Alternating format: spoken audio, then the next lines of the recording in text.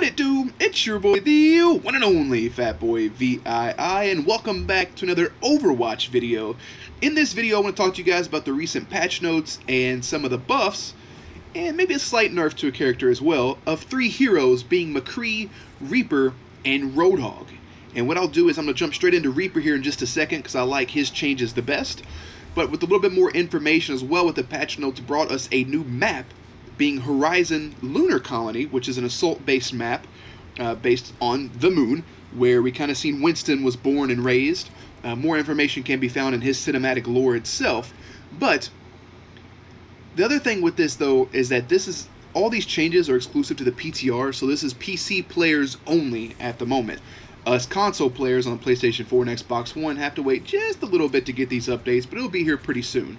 So to kick things off, jumping straight in with Reaper, his passive ability, the Reaping, which is when Reaper, he kills somebody, it drops an orb. When he picks up that orb, it heals 50 damage. So every single person he kills, he gets the orb, it heals 50 damage. It's an easy way to go in, kind of clean up a couple people to get your health back. Or if you do your Death Blossom, you can get pretty much all the health back. All that damage you've taken will come with it as well. Now, what they're doing with the Reaper update is they're removing those health orbs.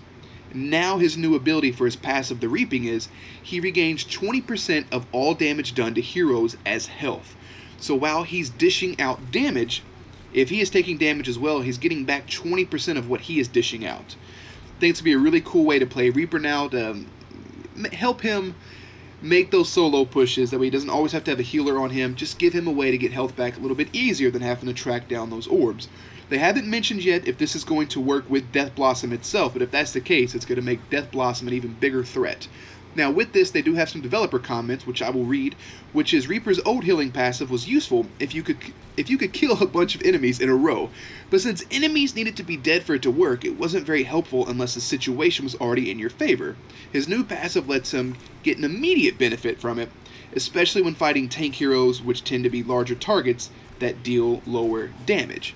So Reaper has a big change, getting rid of those orbs. Now he's getting back the damage that he is dealing out, which I think is incredible. The next hero that is getting a major change is McCree. This may make you happy, this may piss you off. McCree's special ultimate ability, Deadeye.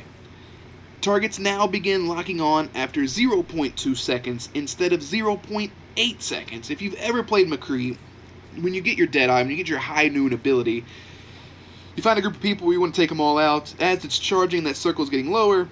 You probably get sniped, or somebody takes you out, or you end up just killing one or two people instead of getting that big kill feed that you've been wanting. Which is not going to happen all the time, but there's more chances than not when you get in that situation. You find yourself a big group of people, you think now's the time, most of them run away, and you only get up killing one or two people.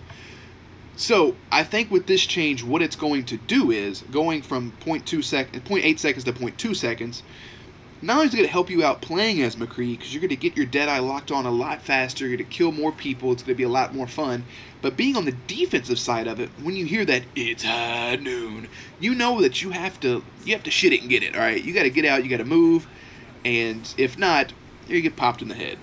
Now, his second change here is the damage accumulated over the first 1 second increased from 20 to 80. The damage per second after the first second is unchanged, making that more of a threat as well. With that, there's some more developer comments, which McCree's ultimate can deal a lot of damage if it has a lot of time to build up, but it was too often difficult to even get a small amount of damage out before being stopped or killed. These changes make it more flexible and powerful. So like I said, you're getting less time to the defense for them to move. You're getting yourself quicker ability to lock onto them to take them out without getting put to sleep by Ana. I think it's a big change for McCree, and I may even play McCree just a little bit more because his base damage is incredible, but I never know when to use Deadeye because I feel like I'm not going to be useful with it.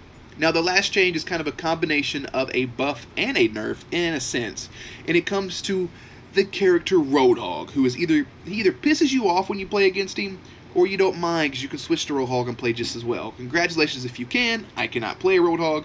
He's just a pain in the ass for me. So, Roadhog, his head hitbox size has been reduced by 20%, and with his scrap gun, the bullet damage is decreased by 33%, but on the flip side of it, his fire rate is increased by 30%, and the clip size increased from 4 to 5. Now, what the developer comments on this is that Roadhog's head was abnormally large compared to similarly sized characters, so they're reducing its size to increase his survivability. The scrap gun changes reduce the power of his hook combo and alternate fire burst damage potential while still keeping his DPS roughly the same. So like I said, it's kind of a combination of a nerf and a buff at the same time. I think Roadhog is one of the most annoying characters to go up against, but I do give props to people who never miss a hook and who are constantly killing me with it, because one, you got to get the hook. Two, at that point, I mean, it's kind of fair game. If you're playing as Reaper or Mei, it's kind of easy to get out of, or even Pharah, but for the most part, you're dead. So with that, guys, that's all the buffs to these characters. My personal favorite is going to be Reaper, because I love playing Reaper in the first place. But other than that, with the new map coming and some more information, I'll release another video. What do you guys think about the buffs? Which is your favorite? Which is your least favorite? I know it's only 3, but let me know down below. But as always, guys, I do thank you for stopping by the channel. And as always, check back for more gameplays, commentaries, news, and updates. Peace.